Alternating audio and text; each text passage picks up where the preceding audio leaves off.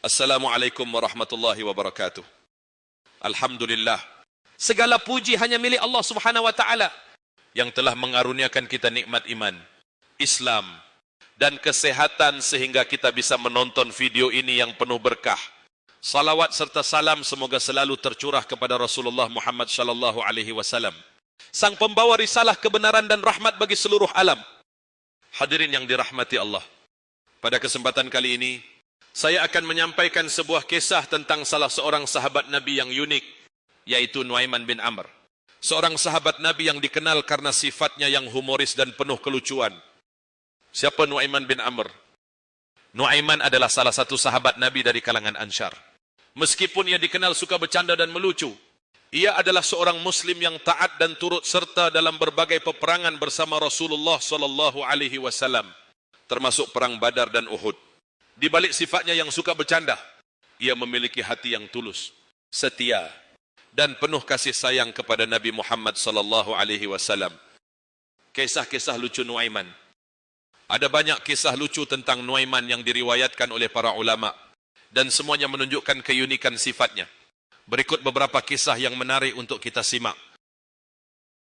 Kisah makanan yang dibayar Rasulullah sallallahu alaihi wasallam. Suatu ketika, Nuaiman melihat penjual makanan di pasar. Ia merasa lapar, tetapi tidak punya uang. Dengan cerdas, Nuaiman berkata kepada penjual itu, "Bawalah makanan ini ke Rasulullah sallallahu alaihi wasallam dan mintalah beliau membayarnya."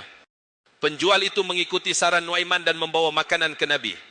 Rasulullah yang bijaksana tersenyum dan berkata, "Ini memang perbuatan Nuaiman." Beliau pun membayar makanan itu tanpa marah, bahkan merasa terhibur dengan tingkah laku Nuaiman. Kisah unta yang dijual. Dalam sebuah perjalanan, Nuaiman melihat seekor unta yang sedang diikat. Ia bercanda kepada pemilik unta itu, "Maukah engkau menjual unta ini?" Setelah sepakat dengan harga tertentu, ia membawa unta itu kepada orang lain dan berkata, "Ambillah unta ini, tetapi awasi pemiliknya, karena ia mungkin akan mengaku bahwa unta ini miliknya." Ketika pemilik unta datang, Nuaiman tersenyum lebar dan berkata, "Ini hanya candaan. Jangan marah." Rasulullah sallallahu alaihi wasallam yang mendengar kejadian ini hanya tersenyum sambil mengingatkan Nuaiman untuk tidak berlebihan. Kisah tongkat Nabi. Pernah suatu ketika, Nuaiman pura-pura tidur di masjid.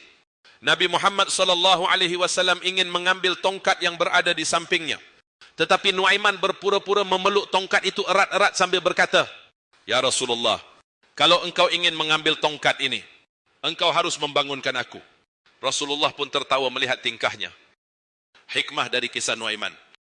Hadirin sekalian, kisah-kisah lucu Nuaiman ini bukan sekadar hiburan, tetapi juga mengandung pelajaran. Islam itu indah dan penuh keceriaan. Nuaiman menunjukkan bahawa seorang Muslim bisa memiliki sifat humoris dan ceria tanpa melanggar syariat.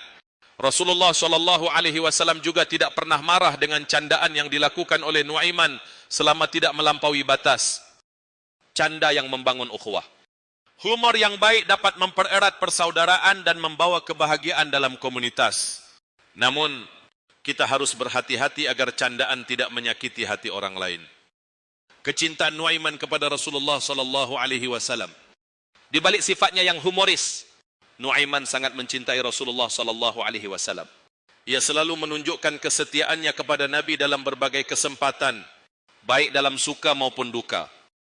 Hadirin yang dirahmati Allah, Nuaiman adalah contoh bahawa seorang Muslim bisa menjadi pribadi yang ceria dan humoris, asalkan tetap dalam batasan syariat. Semoga kita bisa mengambil pelajaran dari kisahnya, yaitu menjadi orang yang membawa kebahagiaan kepada sesama tanpa melupakan tanggung jawab sebagai hamba Allah. Semoga Allah Subhanahu wa taala menjadikan kita pribadi yang ceria, bermanfaat dan dicintai oleh sesama, sebagaimana sahabat Nabi yang mulia Nuaiman bin Amr. Wassalamualaikum warahmatullahi wabarakatuh.